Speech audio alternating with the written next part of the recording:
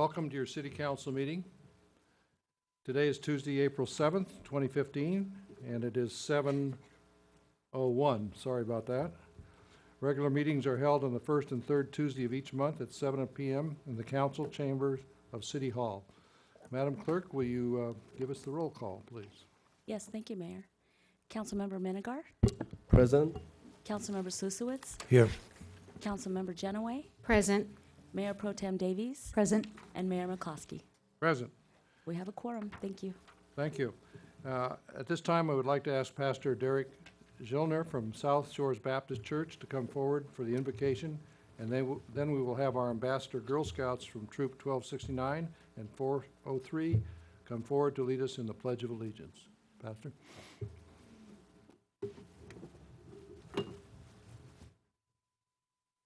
Heavenly Father, we thank you for tonight. We thank you for the way that you work through the representative government that we have, and your great love for freedom and for law and order. We pray that tonight there would be great wisdom present in the room and the decisions being made. Pray that you would guide this group in its steps. And we pray and continue to pray that you would watch over this city, that there would be peace, that there would be harmony among the citizens, and there would be great charity shared with those who have less. We pray that this would be a city that others may look to and see a great love of humanity that is rooted in your love. And all these we pray in your name. Amen. Thank you, Pastor, and God bless you.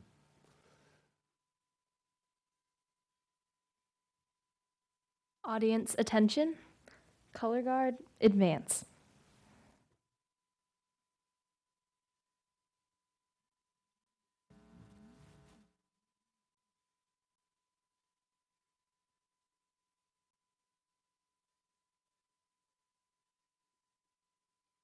Color guard, present the colors. Would the Honorable Mayor, City Council members, and audience please join in the Pledge of Allegiance? I pledge allegiance to the flag of the United States of America and to the republic for which it stands, one nation, under God, indivisible, with liberty and justice for all. Audience may be seated. Don't go away.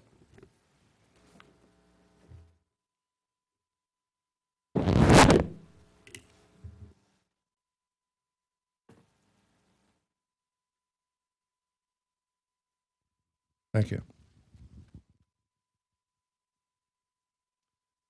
Ladies, that was very nice. We have a little tradition here. We'd like you to introduce yourselves and tell us where you go to school. And please talk into the microphone and pass it down. Hi, I'm Sophia, and I go to Dana Hills High School. Hi, I'm Iris, and I also go to Dana Hills High School. Hi, I'm Kaylee, and I go to Elisa Niguel High School. I'm Chloe, and I go to Dana.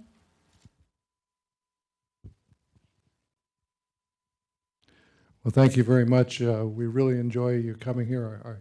Are any of you working on your Gold Awards? Good for you. That's for Girl Scouts, that's equivalent of an Eagle Scout in Boy Scouts. And it's very prestigious and very difficult. And how many badges do you have to get to do that? Do you remember? Okay. Lots of them. Okay, we're going to have a photo op here.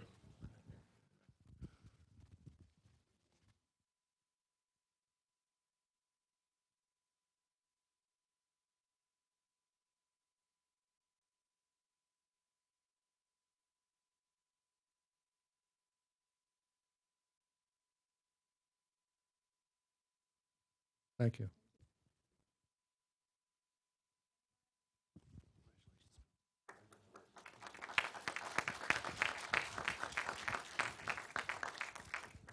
We're going to move on to our presentations, and tonight we have a proclamation declaring May 2015 as Poppy Month in the city of Laguna, Niguel. At this time, I would like to have Sue Bilek, President for the American Legion Auxiliary Laguna, Niguel Unit 281, come forward for the presentation.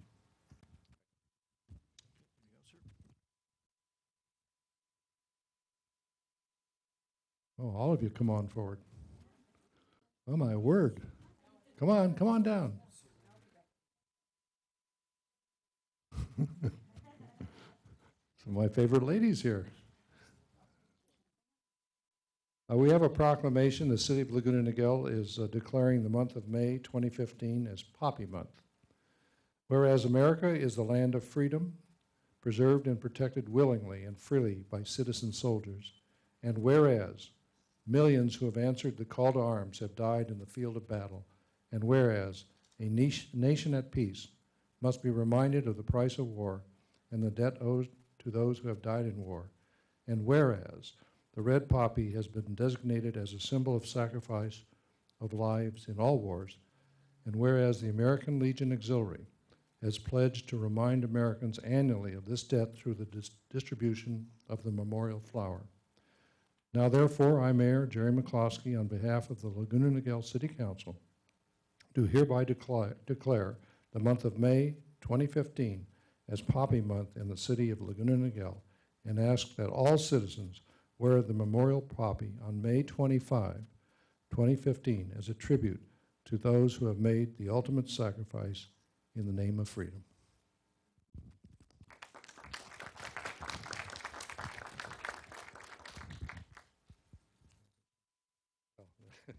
Not enough hands.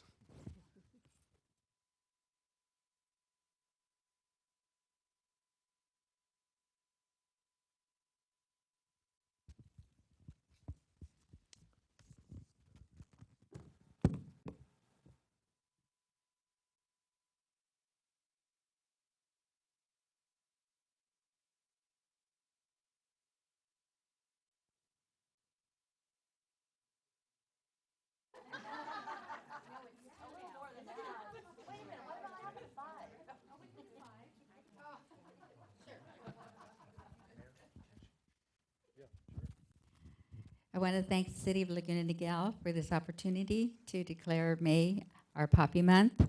And I'd like to thank all of our members up here for coming out tonight. And thank you. I'd just like to acknowledge Sue, who is the president. She started this up about a year ago, would you say? This is a huge undertaking. There's a lot of bylaws, a lot of procedures, and you went in there and you've done an incredible job. And I think membership is up to 70, 78 right now, which is huge. And that's pretty much from our city, wouldn't you say? So if you know anybody that's in the nearby cities, San Juan Capistrano, San Clemente, Lisa Viejo, we would love to have members. It's a great cause, and you can contact Sue. Don't go away yet. I would like you to identify yourself, but do not give us the name of your school. Crown Valley Elementary. 37 years. Judy Whitelock.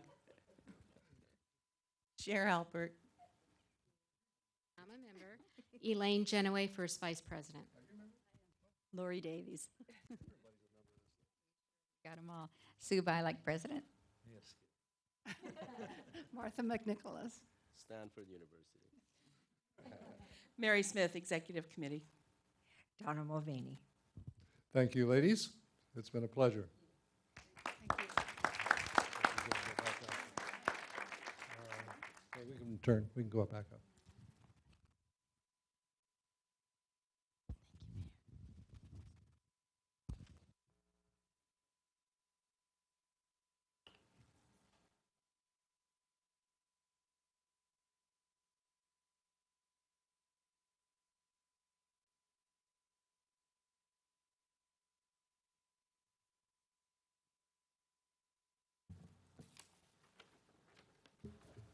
Hold on, let me get myself put together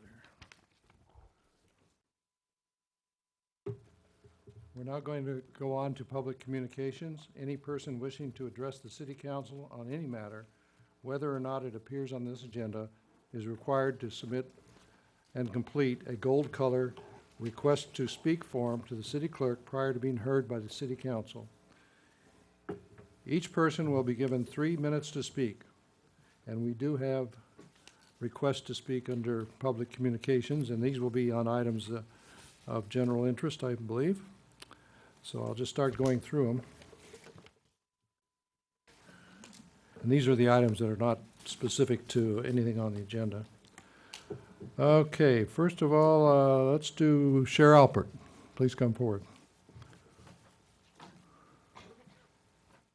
Please identify yourself. I'm Cheryl. I live at 31421 Isla Vista, Laguna, Niguel. I've been a resident for 25 years. And there's something that's happening in City Hall that's kind of got me, I would say, in a quandary. We have lost so many employees to either resigning, moving on, or moving around. And I'm just wondering how the reorganization that was put forth a year ago is working, because it seems like that we're short-staffed and we've lost people who have worked here for a very, very long time. And I just wanted to bring it to the attention of City Council. So maybe you guys could take a look at it and see what's happening, because obviously something is. I've worked side by side with a lot of these people through my planning commission tenure and projects that I've worked on in the city. And it's really sad to see some of them go. So I'm just asking, take a look, see what's happening, ask the questions. Thank you. Thank you, Ms. Alpert. Melissa Alsop.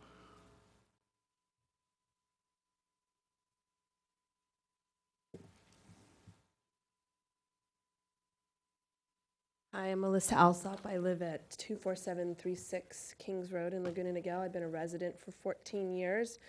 I'm here tonight because I read something on Facebook about a proposition to change the property that's back here that was designated to be some kind of community center or theater to more apartments. And I am here to request the City Council to task staff to communicate better with residents, because I get the paper, seen nothing in the paper about it. I haven't had anything in the mail about it. I haven't heard anything just in general from my kids' school or anything. And we have our CUSD trustee here. I think she could tell you that we have no elementary school in Laguna Niguel that has a theater big enough for kids to put on a performance at Christmas or graduations or anything. They have to share with Wood Canyon, or they have to do it in shifts or whatever. It'd be great to have a theater where they could use that for different events.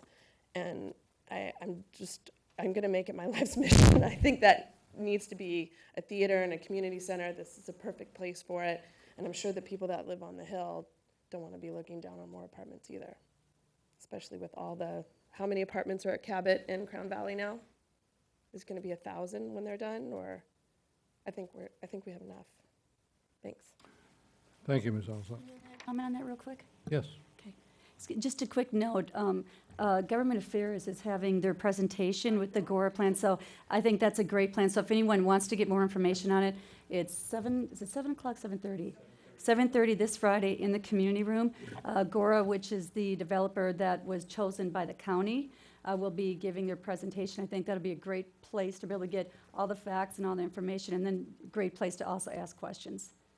Thank you. Nira Klein.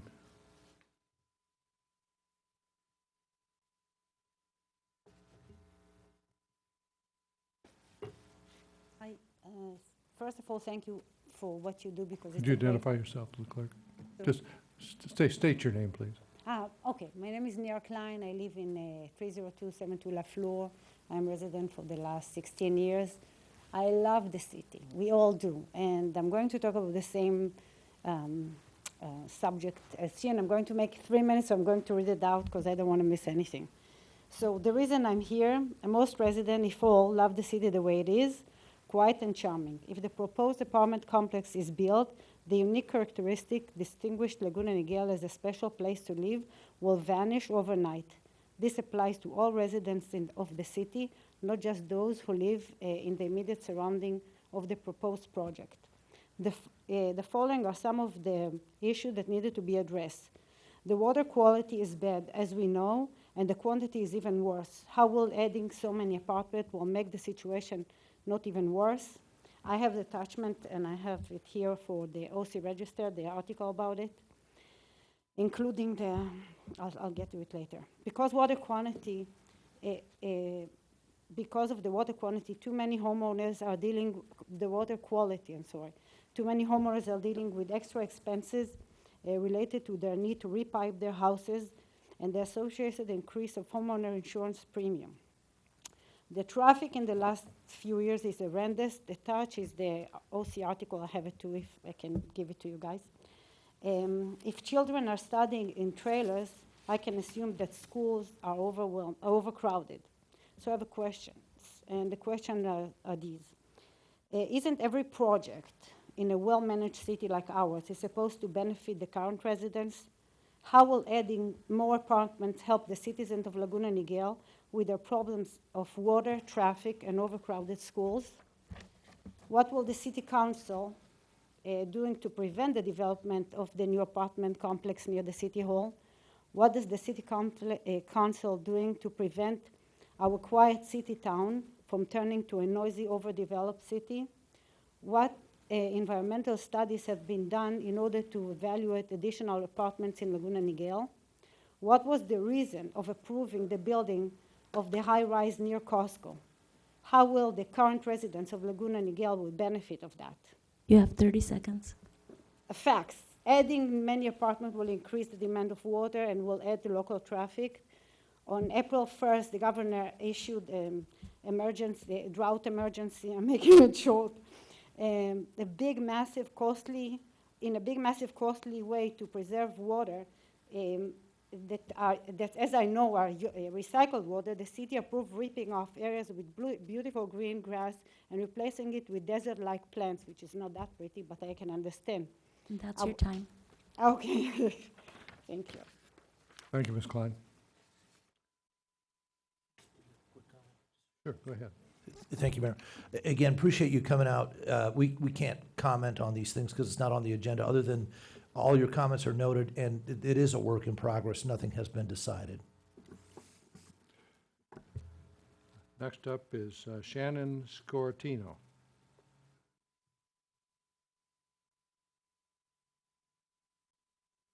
Shannon Scortino, and I'm with the YMCA, Laguna Niguel YMCA, and I'm here on the basis of the CDBG grant and the approvals, and hoping that we can. Would you want to speak to that item when it comes up on the agenda? Sure. Yeah, I had you under public, Yeah. But I'll tell you what, we have another speaker on that item, so why don't you just wait for that item? Yeah, and then. absolutely. Okay, Thank you. gotcha.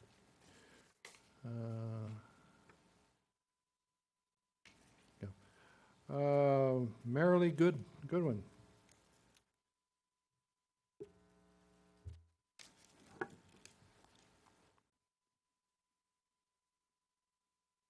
Hello, my name is Marilee Goodwin. I am Vice President of the Laguna Niguel Botanical Preserve, and I live in Laguna Niguel at 30826 Calle Barbosa.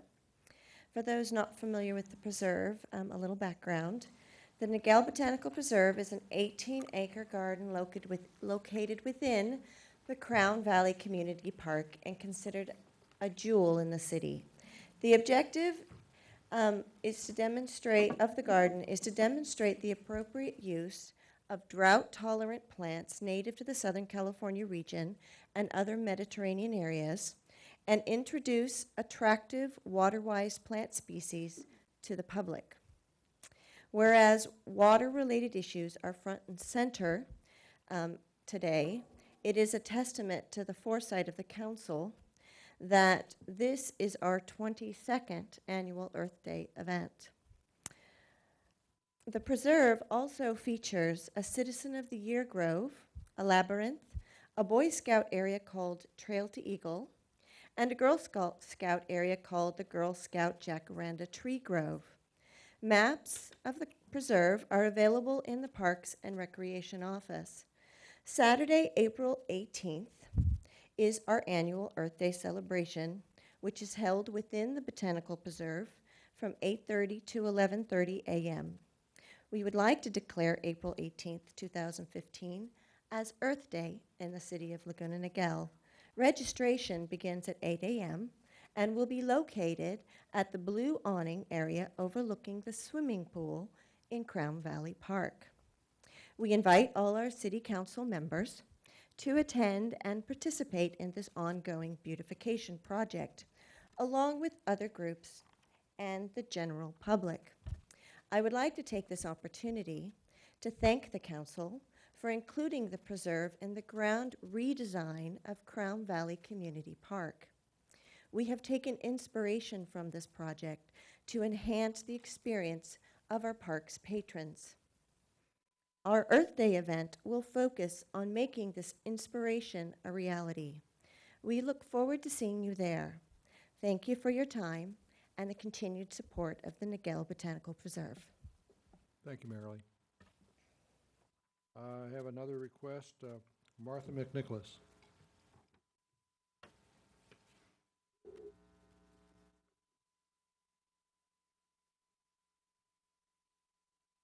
Hi, I'm Martha McNicholas. I live at 23 Malibu in Laguna Niguel. I've been a resident for 28 years. As long as I'm here, I thought I'd thank you all for attending Taste of Dana last week. I'm really, really excited that all of you came. That is really fabulous for supporting Safe and Sober Grad Night. We don't have the final numbers in, so I can't tell you how successful it was, but I think just by how much I think everybody enjoyed it. I think it was a very successful event. So I really appreciate the fact that you all turned out. I only saw one person from Dana Point City Council. I'm not trying to compare anything here, but I know. I wouldn't accuse you of that. Oh, no. But anyway, thank you all for coming. That was my reason for speaking. Thank you, Martha. Okay, is that all it for general public communications? And I'm going to close the presentations portion, and we're going to go on to the consent calendar. We have 8 items on the consent calendar. Are there any items? Mayor McCluskey, I'd like to comment on item 4, and I would like to abstain from item 6. And if you could please note it in the record that I'm abstaining from voting because of a possible perceived perception of conflict of interest. My husband's employer is one of the companies that submitted a quote for the server. He doesn't work in that division. He works in a totally different part of the company. He's an OEM with Dell, but I would like to abstain from voting on that. Okay. Mayor, if she's going to make a comment, you might as well pull 4 then. Okay, well, I'll pull item 4. Can I hear a motion to accept the balance? Just item 4, I have a question on item 4. Okay, we'll pull 4, but a motion on the balance? I'll make a motion to move the balance. Come on, somebody. I second the motion. All in favor? Aye. Aye. Okay, item 4, and let's start with Councilwoman Elaine Genoway. You had the first comment, I guess. Okay, well, the reason that I asked for this item to be placed on the agenda is that it addresses 2 issues that are very important to Laguna Niguel. That's public safety and that's local control.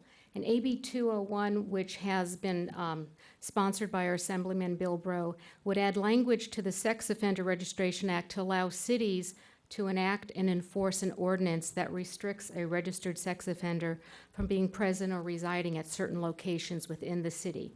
This gives the cities the ability to implement their own ordinances to protect the children and the public from becoming victims. So I advocate that my colleagues, that we support it and that we send a letter of support for AB 201. Councilmember Schlitzwitz. Thank you, Mayor. And again, I wholeheartedly support and endorse our writing the letter to Assemblyman Bill Breaux, and for all the reasons that our fellow councilwomen who put this on the agenda stood for. The only comment I have, or voice of instruction, is that this could take months before we know the results of it. And I just want to make sure that there is some follow-up action on behalf of staff back to council, because if this does go through and give local control, regarding sex offenders and rules regarding them in parks, I want to make sure that we bring that back at the earliest possible time for us to, create our local ordinance, which is where the power should be on this, to make sure that we handle this in a manner that's effective for the city of Laguna Niguel. That's my only add-on to the way this whole item 4 is written, is just that there's follow-up to us. And again, I know that there's item 8 is somewhat similar, but same thing. Just follow up with us at the earliest convenience, if that can be a standing order. Thank you. Thank you. Councilmember Minigar. Well, I do advocate and support AB 201. I just have a basic question. It's going to go through local municipalities, including City of Laguna Niguel. And who when this AB 201 was drafted and is being processed in the State Assembly by our good friend, who's going to be paying for the potential extra expenses by those agencies that have to do the extra effort to make sure that it's a bulletproof system?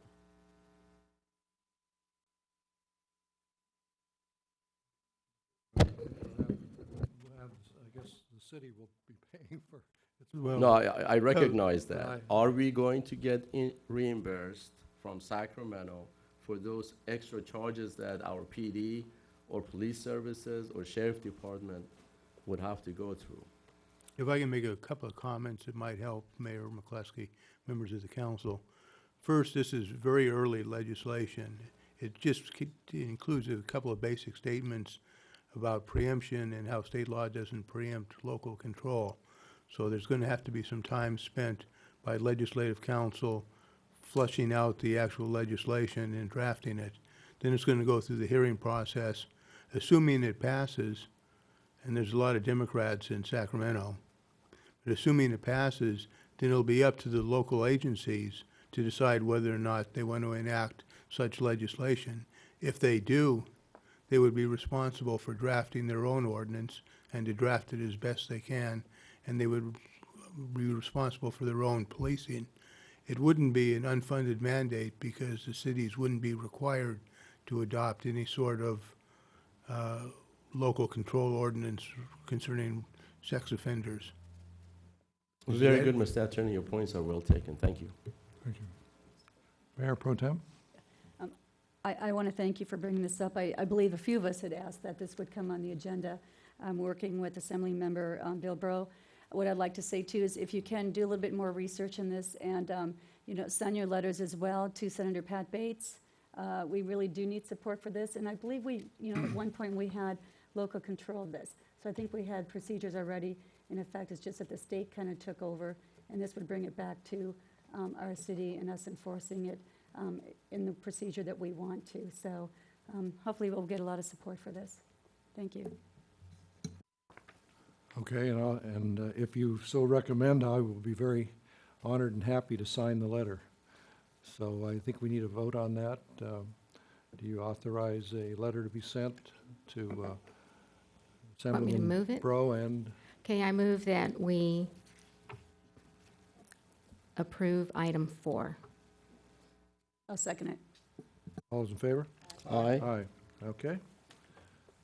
That concludes the consent calendar.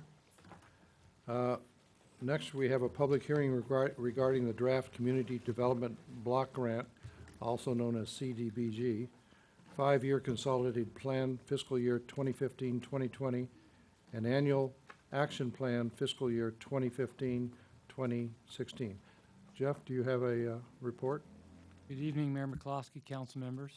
The City of Laguna Niguel is an entitlement jurisdiction receiving Community Development Block Grant, or what we refer to as CDBG funds, and is required every 5 years by the U.S. Department of Housing and Urban Development to prepare and adopt a consolidated plan.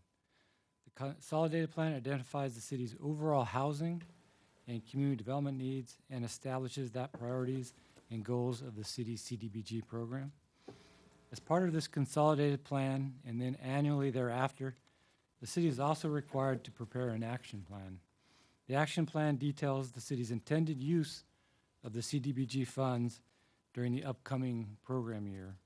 For fiscal year 2015-2016, the city will receive a CDBG allocation of approximately $269,000. Up to 15% may be allocated to public service programs, and up to 20% may be allocated to administration and fair housing. The remainder may be allocated to economic development capital improvement projects. City's CDBG funded programs conducted to date have significantly aided in meeting neighborhood and community needs within Laguna Niguel. Specifically, street improvement projects have given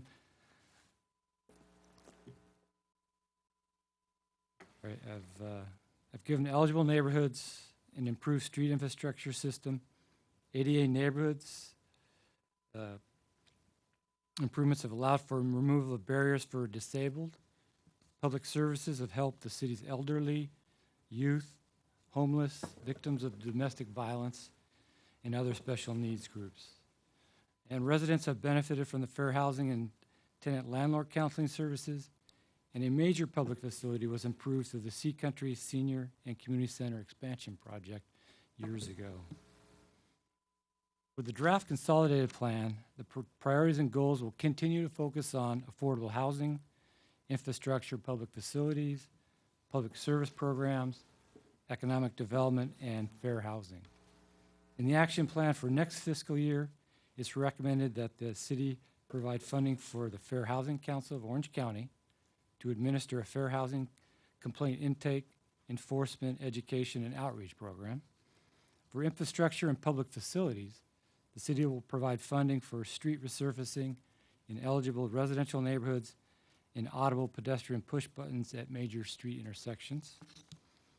For the public service programs, it's recommended the city provide funding for Age Well Senior Services, which is a meal delivery program, Boys and Girls Club, their after-school program, Communal Health Center, which is low-income health care, Families Forward, which is a homeless prevention program, South County Outreach, which is also a homeless prevention program, the YMCA of Orange County, which is child care scholarships, and Vocational Visions, which is an adult daycare program.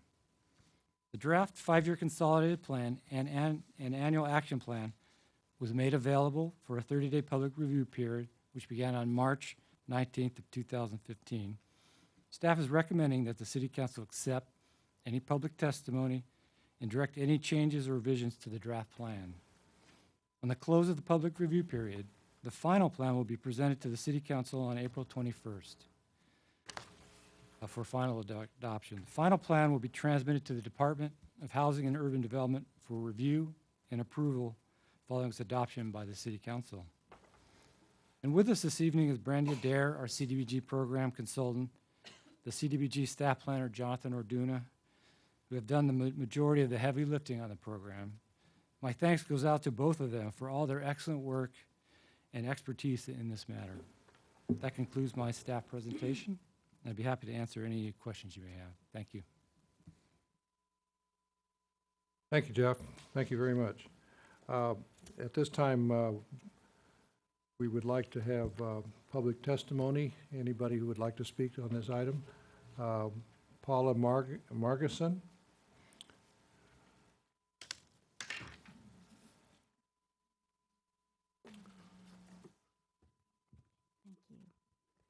Mayor McCloskey and honorable council members, I'm the executive director of the Dale McIntosh Center for the Disabled, and we're a nonprofit that's been around for 37 years. We have offices in Laguna Hills, and we just increased our space there because we want to serve more people in this area.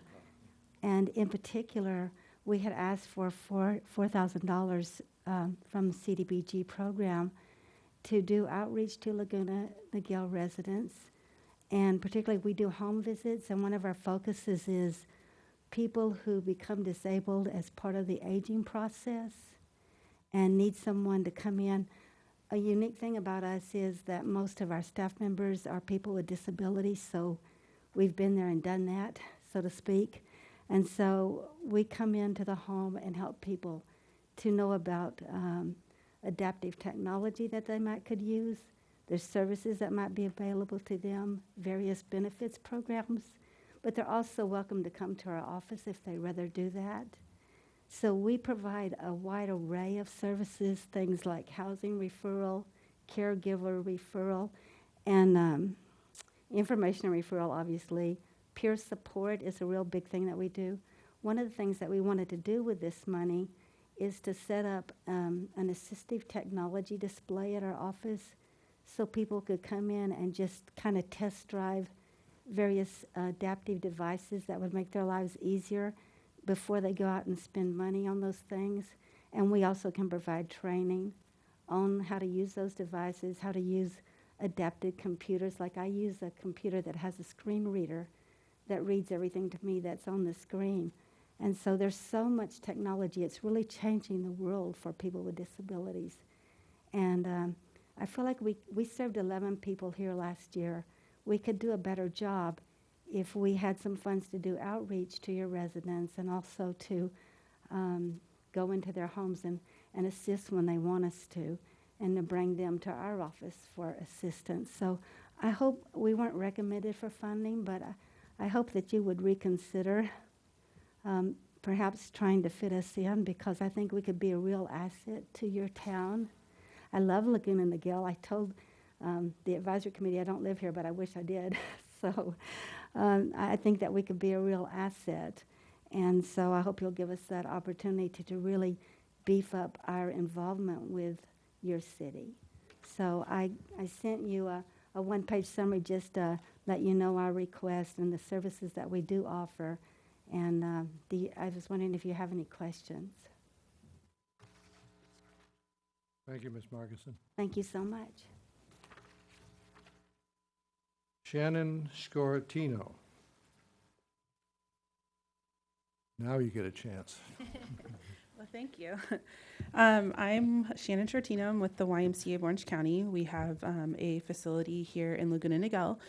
We've been here for many years, as well as we provide childcare all at the school sites out in Laguna Niguel. I do want to thank you for the funds that we have received in the past, but I do want to stress the need for the funds, as we see over 1,300 children every single day, and with these funds, it helps us provide after-school care for parents to continue working and they're able to work so that they can continue to work and have childcare. With the funds that we do receive, we do go through it within a month. Due to the fact that between Aliso Viejo and Laguna Niguel, we give over $267,000 a year in financial assistance. And just in 1 month, we go about $25,000 in a month with financial assistance. So I do hope that I can stress the need for it, as well as Laguna Niguel parents that have that need childcare on the school campuses. So, thank you. Thank you very much. Lara Fisher.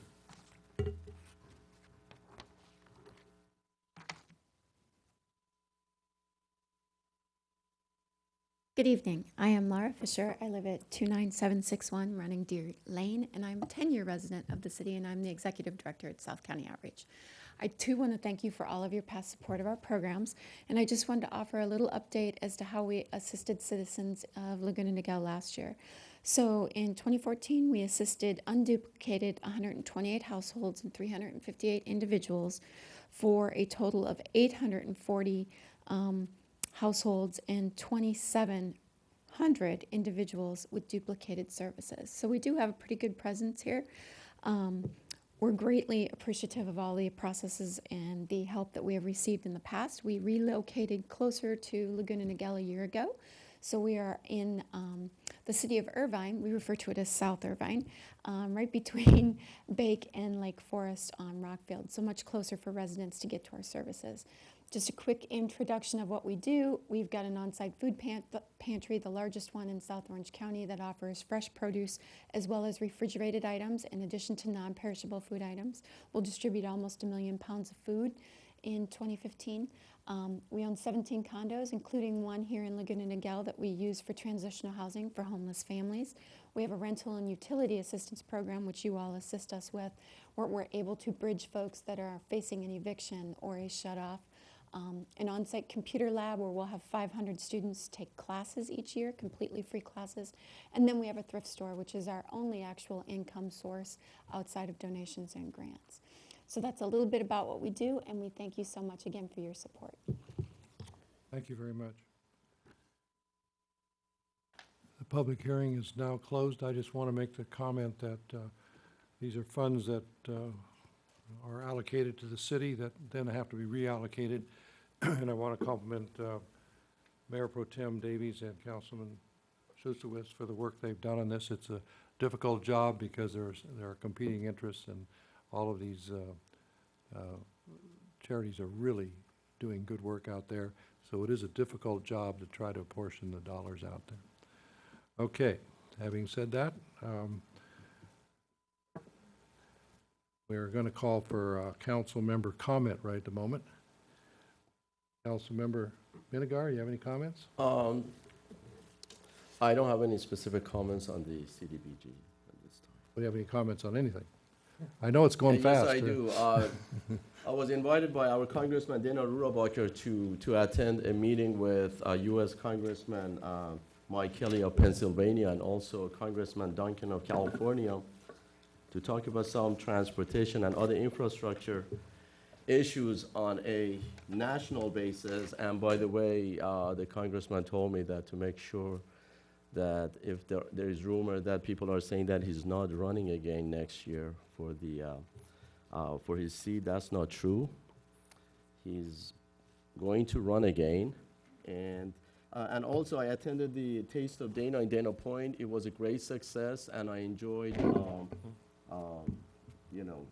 tasting different flavors from different restaurants in our area. I was invited to go and attend Orange County Forum in Irvine to see what other Orange County supervisors have to say about what's going on in our county. And with that, I don't have any further comments. Good, and I just, I passed over, we have to vote on the CDBG. And if you have any comments on that specifically. No, I don't. Okay. You have comment? Please. Yeah, thank you, Mayor. Yeah, back to the item here at hand on the CDBG funds. Councilmember, Mayor Pro Tem Davies, I'm sorry, and I had the honor of giving some advice to council, and obviously it's non-binding advice, but we are very blessed in this city.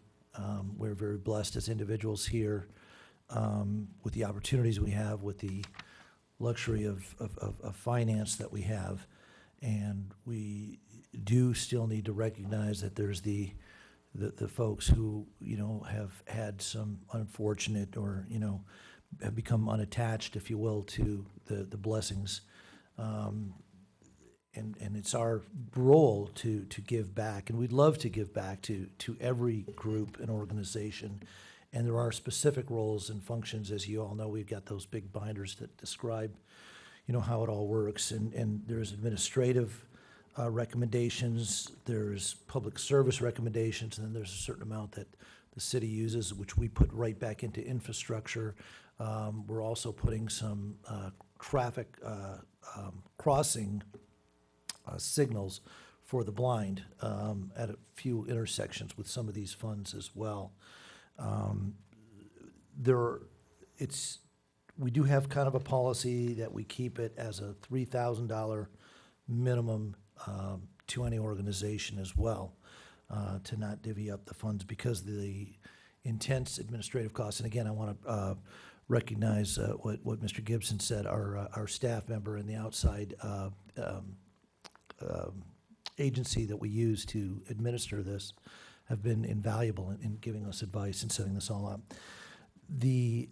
I do appreciate Ms. Margison's coming out again tonight and speaking on behalf of the Dale McIntosh Center, and I hope that they will come back again in the future as well and stay at us and help our residents. This is no reflection of the quality of work that you do for our residents and for everyone in Orange County.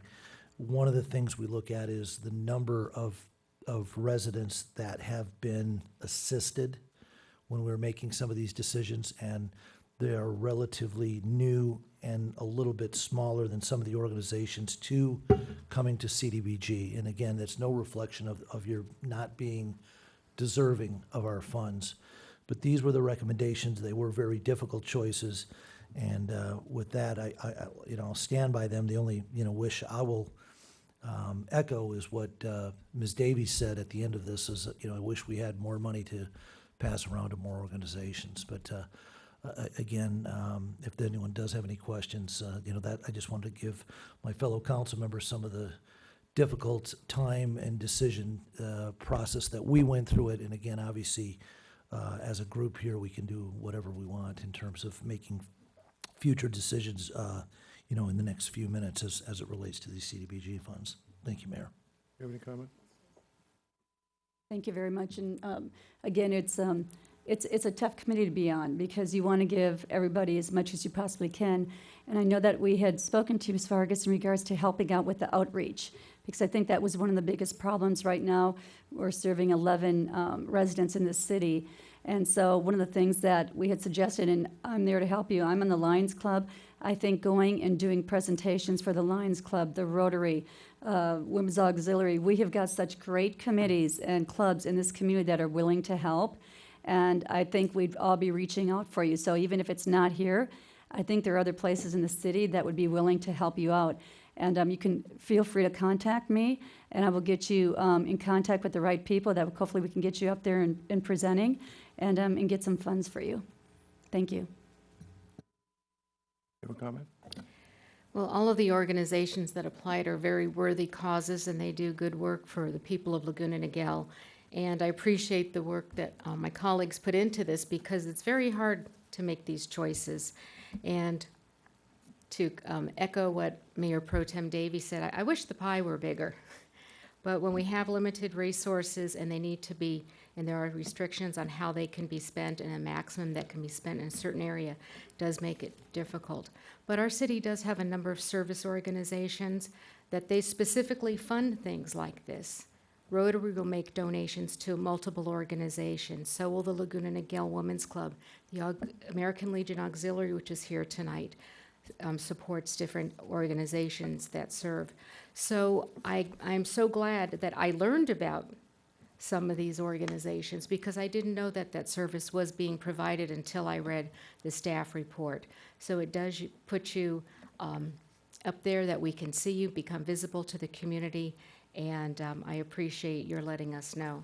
And thank you to Mayor Pro Tem Davies and Councilman Slusowitz for the work that you put into it. Okay, I'd like to call for a motion that the 5-year consolidated fiscal year 2015-2020 and annual action plan fiscal year 2015-2016 be placed on the April 21, 2015 City Council agenda for final approval. So moved. Here a second? Second. All's in favor? Aye. Okay. I want to have ask for council comments. Got a little out of sequence here with Fred, but also could you do the USS McCluskey Stockdale Battalion report along with your council comments? Oh, okay. So I'm going to start down this in here. I'm going to start with you. Council comments. Thank you, Mayor. Appreciate it. Recently, we had an investment banking audit committee meeting, and that crew just does a great job. And again, under the leadership of our finance director, Mr. Erlinson, as well. He and his team are doing a great job. I don't know if you guys saw, he was in a bid in one of our consent calendar items, and the way they presented it in the staff report, I think, was a model for the rest of the departments to use going forward. In the fact that we saw all the bidders, we got to see who they were, and we saw that the low bid won. So that was very good. What came out of that is a request to have the Orange County investment pool be brought back to first the investment committee, IB&A committee, for a presentation of maybe upping our percentage of allocation to the Orange County investment pool. Again, this isn't your grandfather's pool that it was in 1994, 21 years ago. I guess I was there, so I guess that's me grandpa.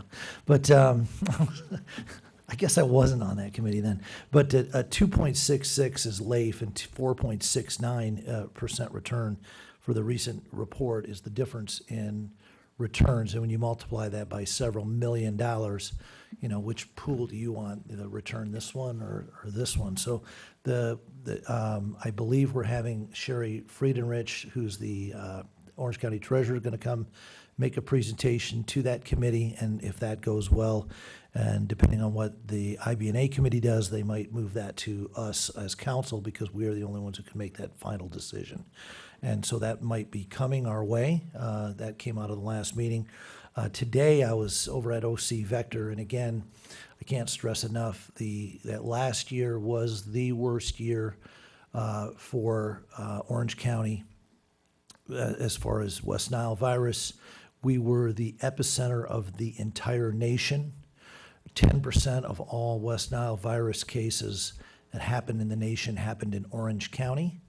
The number of deaths, the number of infections, the number of neuroinvasive problems that came out of it were as many as on record from 2004 through 2013 combined, all in 1 year.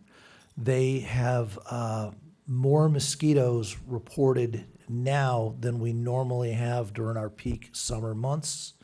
So far, there are no cases in 2015. Generally, there isn't any cases this early in the year, but they are terrified, and we're making very much contingent plans about what to do because we've had such a warm winter here in Southern California that they are fearing that next year could be worse. Now, historically, that's not the case. So they had a budget meeting. I'd say there were 7 trustees there. It appeared to me that I might have been the only one who read the report prior to the meeting, and I had a very flattering comparison when I continued to ask questions about their budgeting, that someone who didn't realize that I was from Laguna Niguel and Robert Ming was from Laguna Niguel, they said, "You remind me of a former trustee, Robert Ming." And I said, I know him. He was there. And they said, yeah, I was called a curmudgeon because I didn't want the taxpayer money to be spent fruitlessly, but they are proposing to raise $1 per household to battle this. And I just don't see where they need the full dollar based on the budget that was presented today. But that was I was definitely in the minority on that. They were just figuring $1 per household. That's less than a can of Raid, so why not? And I said, one tax alone isn't much, but when you start adding in every single tax for every taxpayer between sales tax and gas tax and Obamacare tax and state and treasury and federal, another dollar, it does add up. So I did the best to fight on that. That's going to be decided on in June. And then the Taste of Dana was excellent. Thank you very much, Mr. Mayor. Thank you. Mayor Pro Tem? Okay, see. I had the blessing of attending the Crystal Apple Awards for the second year. It's an awards ceremony hosted by the Laguna Niguel LDS Church, and it's a really great uplifting event. What that is about 200 students from the 4 high schools submit teacher nominations, which selected 2 teachers from each school from that nomination. Each teacher is introduced by the student who nominated him in front of the audience and basically tells them how they positively influenced them. And it's great when we're in a time right now and you see some of the behavior of students, to see these students up there and giving back to the teachers. And you know what, teachers really do make a huge influence on our lives. I think we all probably have a favorite teacher, so that was a great experience. I attended the chamber breakfast, and also in regards to, I attended a couple of meetings with TCA, and I want to make a point on TCA. If you have a concern, please feel free to send the city an email. They'll send it over to me. We're still going through this position of transferring and getting people to actually be there when you call. We have the transition of going to cashless transponders, and they don't have as many people staffed as they should in regards to changing your credit card, to if you had a violation, things like that. So if you have concerns, please send it to me, because I'm able to at least give them a call, make sure that they're able to call you and fix that. Not to mention, when I go to the meetings, I can relay the messages we're getting so that they can realize that this is still an issue and it's something that has to be continually addressed. Thank you. Okay, well, first I'll give an update on the Laguna Niguel Military Support Committee that supports our military and their families for the USS McCluskey and the USS Stockdale and the 1st Battalion, 4th Marine Regiment. On the 22nd of March, we had a baby shower right here in City Hall over in the community room, and I think we had, was it 19 moms? Yeah, 19 moms or expectant moms. And it was wonderful to see them, to get to know each other, because many of them are here without family. Their families in other parts of the country. So they were each given a stroller, a diaper bag, and lots of goodies for their their baby to come. And all of that is done, number one, with the volunteers of the Laguna Niguel Military Support Committee, and they do a great job, and their hearts are in this. They love serving the military. And also for our very generous residents. We have those baby item drives when you see people in red shirts, which is the committee standing in front of Walmart. And our community is so generous because they are the ones who provide these items that we give to our military families. And we have the commanding officers tell us, you know, they've been in many other cities and towns and states throughout their career, and they've never seen a city as responsive and generous as Laguna Niguel. So it takes all of us coming together. So thank you to the committee, and also thank you to the residents, and thank you to our staff. I know Pauline Colvin, our communications officer, does these wonderful flyers and gets the word out so the community knows that they're invited to participate. And this gives them the opportunity to do it. Our community wants to support the military, and this is how they do it. On Sunday, we had a car wash over in Plaza de la Paz. That was the car wash for the Marines. And we had 4 lanes of cars going through continuously, use only about a pint of water per car because it's really a waterless car wash. And we got our cars nice and clean for Easter, and that car wash raised $6,000 for our Marine unit. On May 2nd, we will have a care package drive, and that is to collect toiletries and snacks that will be mailed in care packages because the Marines will be deployed shortly. And then May 11th, I keep saying this around town, it's our golf tournament. That is the major fundraiser for the Military Support Committee. If you'd like more information, it's fairwaystofreedom.org. And now for my council comments. Okay, I am so proud of our youth committee. Our youth committee hosted a college and job fair, and it was here in City Hall in the community room and the courtyard out there. And they had quite a few colleges, they had employers, they had nonprofit organizations that are looking for student volunteers, and those students need to have volunteer hours.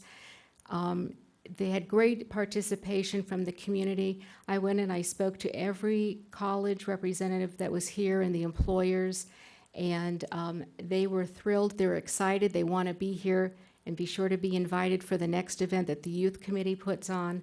So it was a very successful event for them, and it will just build year after year, and I'm so proud of the committee. And Gretchen Malcolm, who is in our Parks and Recreation Department, works very well with our teens.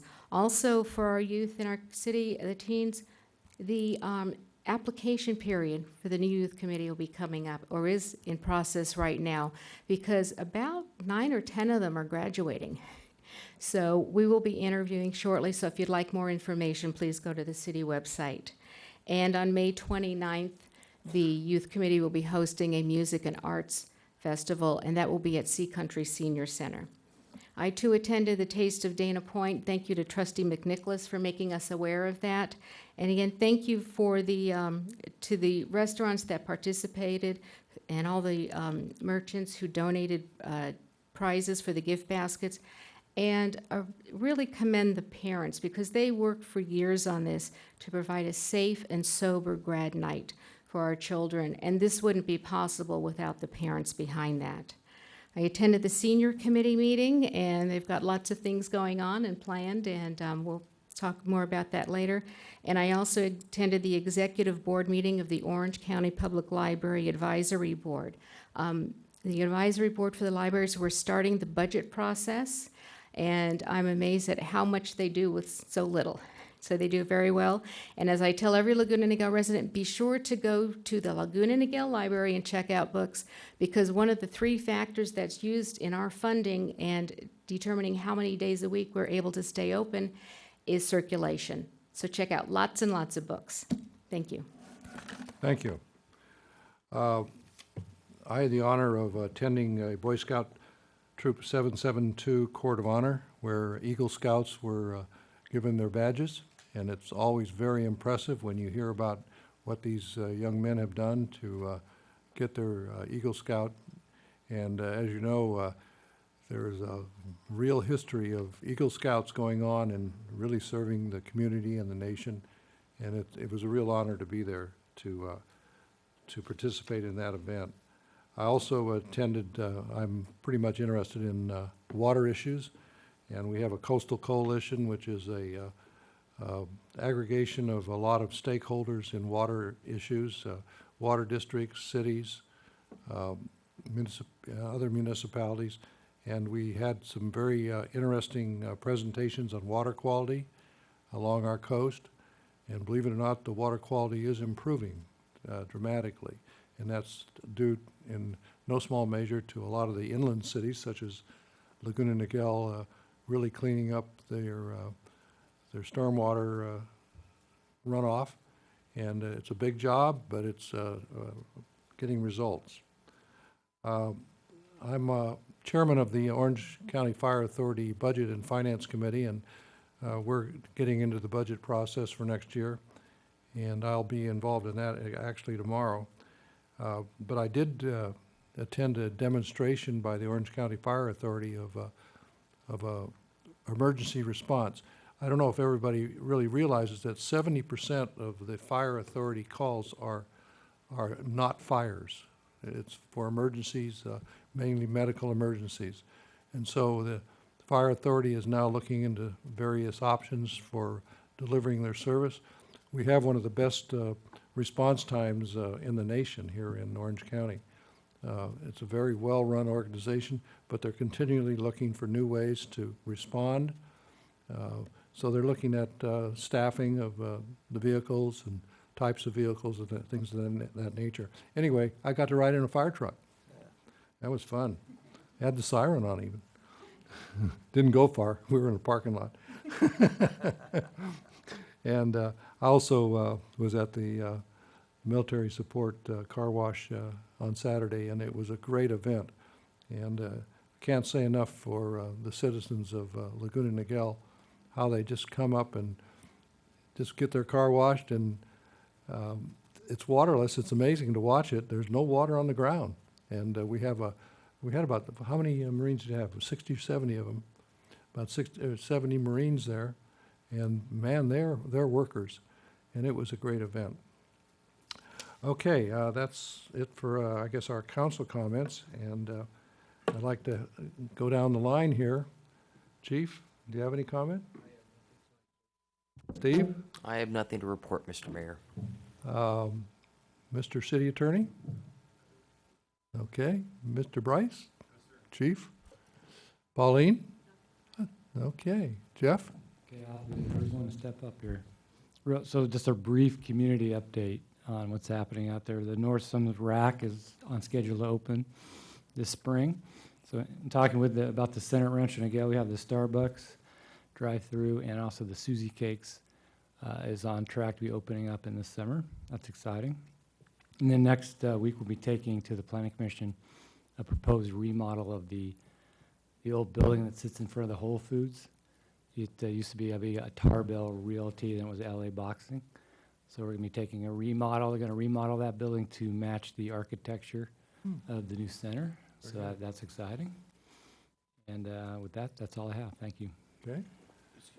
Do they have a tenant, or can you not tell us? They have a bank. They're going to lease it to a bank at this point. The City Clerk, you have anything you want to say? Allison? Yes, thank you.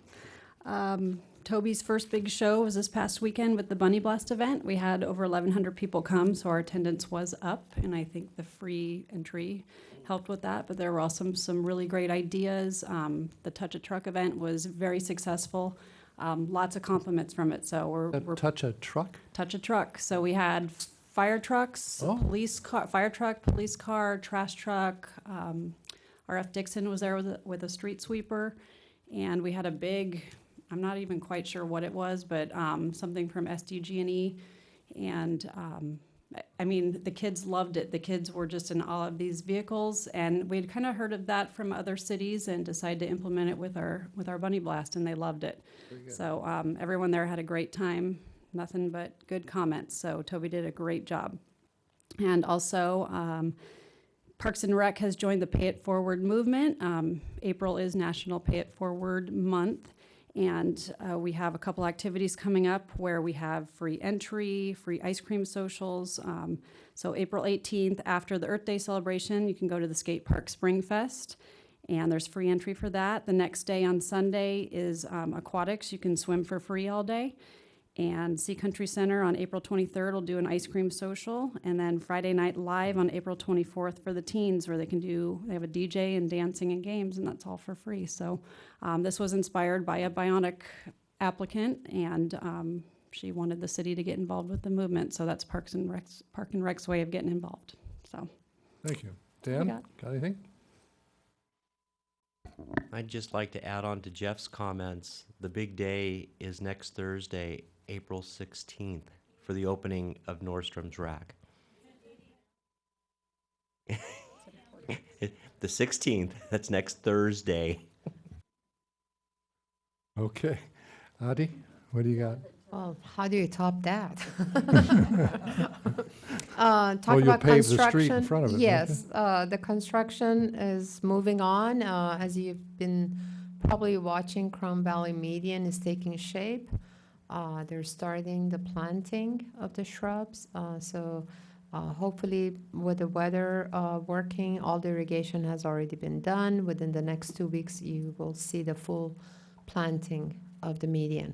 Also Creek Parkway is out to bid, and Salt Creek project is actually moving forward beautifully. The retaining wall portion has already been constructed. A lot of grading has already been done. So majority of the work, the contractors actually a little bit ahead of the schedule. So we're hoping that everything goes as smoothly as planned. And again, understanding the drought and the issues that we're facing, we will be coordinating and meeting with Molten Niguel Water District, looking at opportunities in the near future and plan for changing some of the park sites or the median areas from the potable to recycled water. So we're trying to gather as much information and look at the cost and participation and hopefully present something to you in the upcoming 5-year budget program as well. Thank you.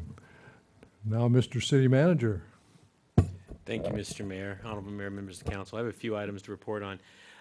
First of all, just want to renote that the Chamber Government Affairs Committee is going to be having a presentation this Friday at 7:30 in the morning, and it'd be wonderful to get many of our community out. It is a shared Government Affairs Committee with our sister city here, Aliso Viejo, but it'll be a really good meeting to get the word out on exactly what's happening. I think the Chamber has called it the truth about development behind the City Hall complex or something like that. So it'll be good to actually see the developer actually approach the community. And then from there, I believe the developer and the county is also going to meet with a few of our service clubs as well and speak with them and try to get more word out as to exactly what they see as a vision that hopefully may become the vision for Laguna Niguel's downtown here next to our civic complex.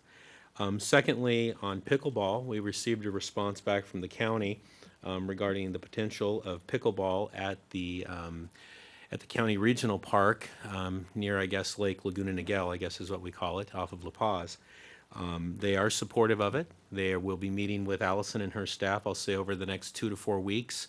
There'll be some cost associated with setting up the pickleball. We'll figure all that out. We'll do it well within my signature authority.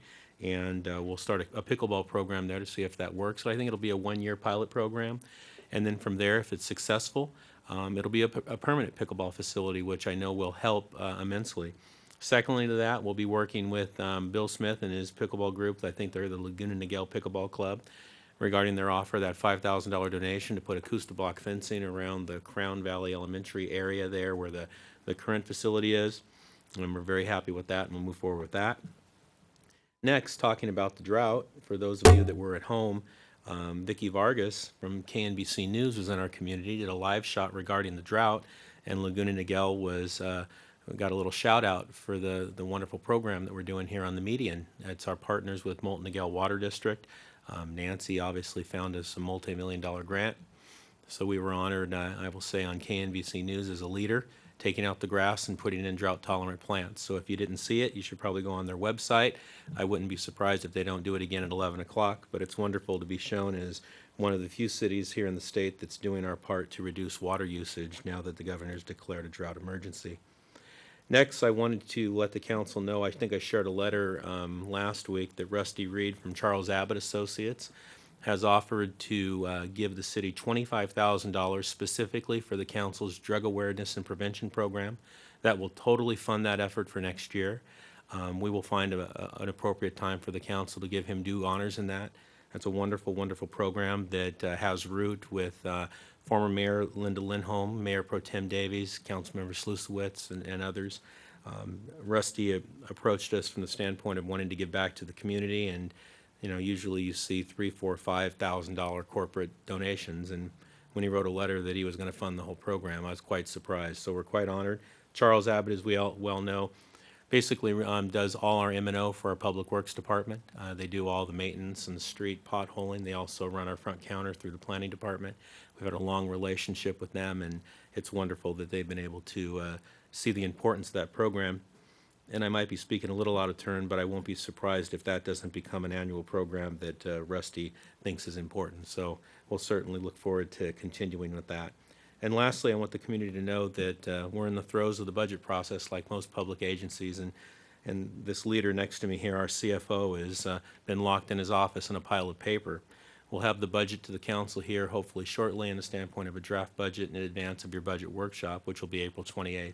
That meeting will go through this corporation from top to bottom. We'll look forward to hearing what you think is important, and then from there, we'll bring the budget to you, I believe it's the June 2nd meeting, and have it for presentation and adoption. So as we've done in the past, we'll be balanced in, balanced out. We all know it's easy to balance a budget in. It's where the hard work comes for our staff is actually being balanced out at the end of the day. So we stay true to that mantra, and we will have our budget adopted here in time to start our new fiscal year, which is July 1. With that, thank you very much, Mr. Mayor. Thank you, Rod. There being no further business, meeting is adjourned.